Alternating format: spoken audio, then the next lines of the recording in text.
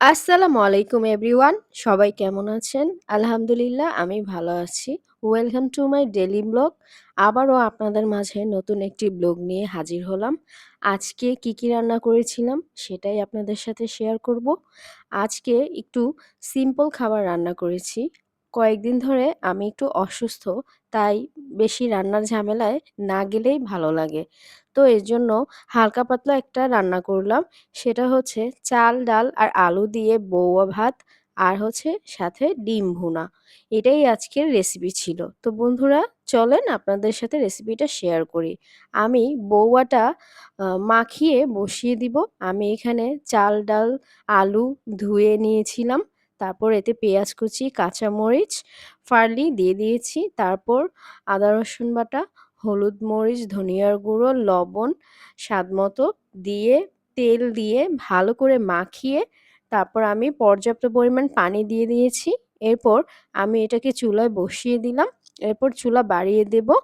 এরপর হচ্ছে বলক আসা পর্যন্ত একটু অপেক্ষা করব।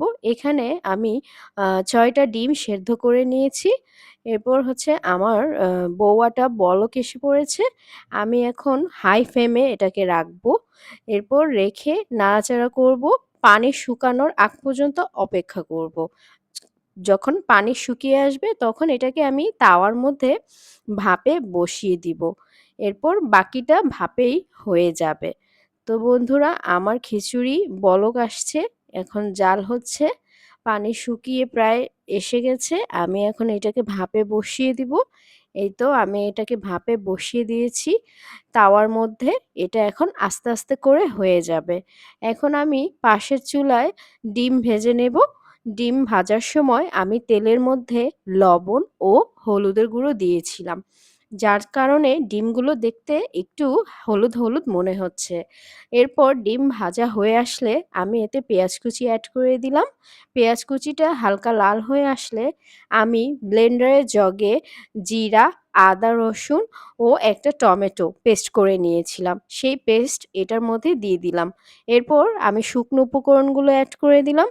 হলুদ গুঁড়ো, মরিচের গুঁড়ো, ধনিয়ার গুঁড়ো, লবণ কিন্তু আমি প্রথমের দিকেই দিয়েছি। তারপর বাকিটা আমি শেষের দিকে চেখে দেখব, লাগলে আরেকটু দিব। তো ডিমগুলোকে আমি ভালো করে কষিয়ে নিলাম। ডিমগুলোকে ভালো করে কষিয়ে নেওয়ার পর এতে আমি পানি অ্যাড করে দিলাম। আমি আজকের ডিমে হালকা একটু ঝোল রাখবো। তো আমার ডিম কিন্তু হয়ে এসেছে বন্ধুরা। আর শেষে আমি একটু লবণ অ্যাড করেছি। তো এইদিকে আমার খিচুড়িও হয়ে গিয়েছে।